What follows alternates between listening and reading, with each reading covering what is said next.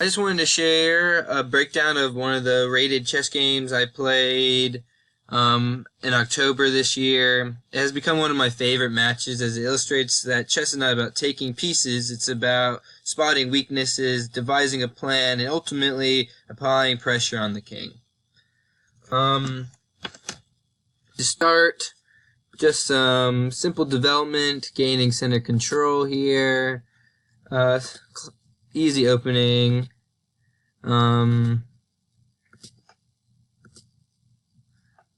Simple move here. Pawn to a3 doesn't look like much, but I'm already trying to prevent bishop to b4 here, pinning down my knight. I continue just developing pieces, trying to put control of the center of the board.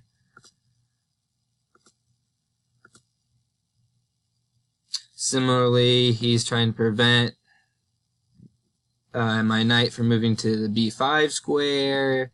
Not sure really what he's doing yet. He's pushing up all these pawns. It's really suffocating the game, but I just continued to develop my pieces as he's just kind of moving his pawns around.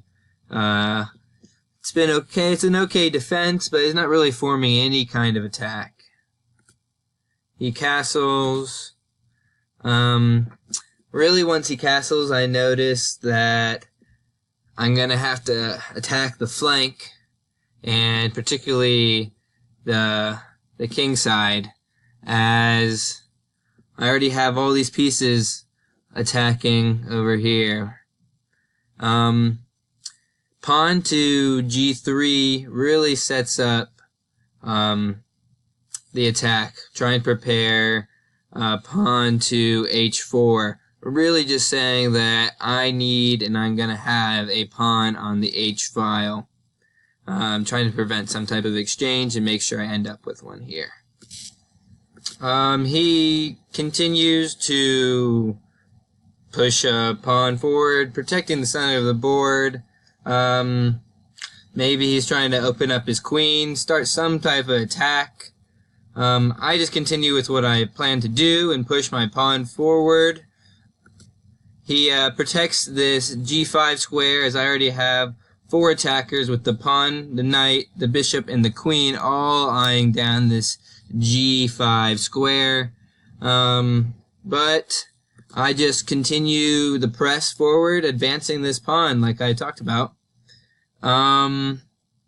He protects his knight. It didn't really have anywhere else to go, but that's probably the worst spot on the board for it, right in the corner. Can't do much from there. I continue just pushing this pawn forward, just trying to open up this king side defense, as I don't really have any other options to go attack through the center here with this wall of pawns.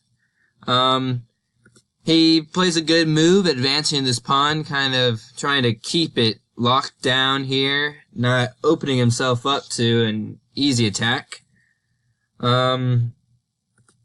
I castle, trying to eventually bring my rook over to the right side into the action here.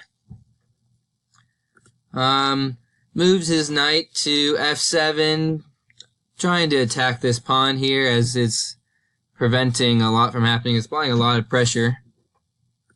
I move my bishop. That way I can get my rook over, and I'm also eyeing down a weak pawn. Maybe I could do something eventually pinning down this knight. Who knows? I don't know. He pushes his pawn forward again, maybe trying to form some type of attack.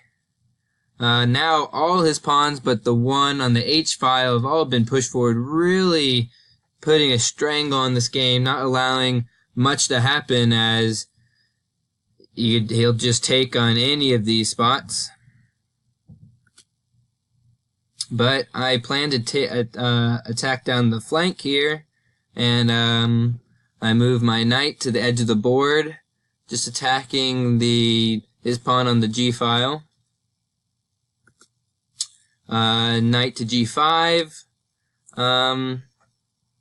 Maybe he wants me to take. Maybe so he retakes, opening up his rook. But I have no problem with him attacking this bishop, as it doesn't do much for me. Also, now this knight defends this pawn. It's an okay position. But to me, this bishop is only restraining, and I really just want to have this open file for the rook. And now I try to force this trade here, which he inevitably does, recapturing with the rook. Now I have my pawns pushed forward. He pushes again, trying to open some things up, maybe recapture, and then recapture again. Opening his rook on this would be a completely open file. I don't want that, and also I blocked the bishop attacking my rook on all the way over here, if you saw coming down that way. Again, this move also, if he takes, that's fine with me, opening up his king side. He knows, and he opts to attack the knight. I decide I'm going to sacrifice my knight here in order to open it up. He could choose not to take, but I'm attacking this rook here. Maybe he moves it here, and I take bishop check. Several things could happen, but he can't but help but bite onto that free knight, but it's ultimately his downfall as I advance this pawn here, checking the king. He decides to stop me from queening my pawn, but ultimately is pinning his king into this very confined corner of the board. Eventually I got my rook over here, forming a battery, protecting the pawn, and ultimately it will win the game here. He takes the pawn, hoping, it's a free pawn. I could recapture, but his bishop would take, attacking my rook. The thing is, it doesn't matter what pieces I have right now. I want to apply as much pressure on the king as I can. And I just ignore it, advance my rook. He pushes pawn, maybe trying to put his bishop onto this square. But as I just ignored that exchange, I pretty much gained a tempo there in terms of my attack. And I'm going to beat him to the punch. He attacks my rook here with his queen, forcing me to do ultimately what I wanted. And I'm going to exchange rooks here, and I'm going to queen my pawn, also checking down the whole h-file. Yes, now it looks like maybe he's in a better position as I've sacrificed a pawn, a knight, and maybe even a queen. But if you see what's coming next, the game is pretty much over. I'm going to bring my queen to the h-file, forming a battery here with the rook. He is avoiding me pinning down his king to his queen here.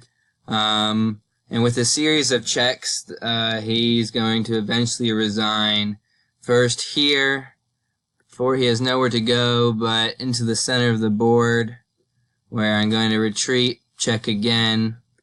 He has to come back, check, pinning his queen down again, moves back once more, check again, and this is ultimately his last move here, and I'm going to bring my rook down to h7, where he resigns, as he has no choice but to move here, where I would take his queen, maybe his bishop, or any of his pieces if a checkmate was not to come first. But this game was just an example of how it's not what pieces you capture, it's the pieces that you use, as he never developed any of his minor pieces on the queen side or his queen for that matter. And if you look at the count of pieces captured, he took a pawn, a bishop, a knight, a rook, a queen, and I didn't even manage to capture a single pawn, just a knight and a rook. Not even mentioning the bishop that I was going to allow him to take. And it just goes to show you that chess is not about capturing pieces. It's about making a plan and putting pressure on the king. Thanks for watching. I hope you enjoyed this. That's it.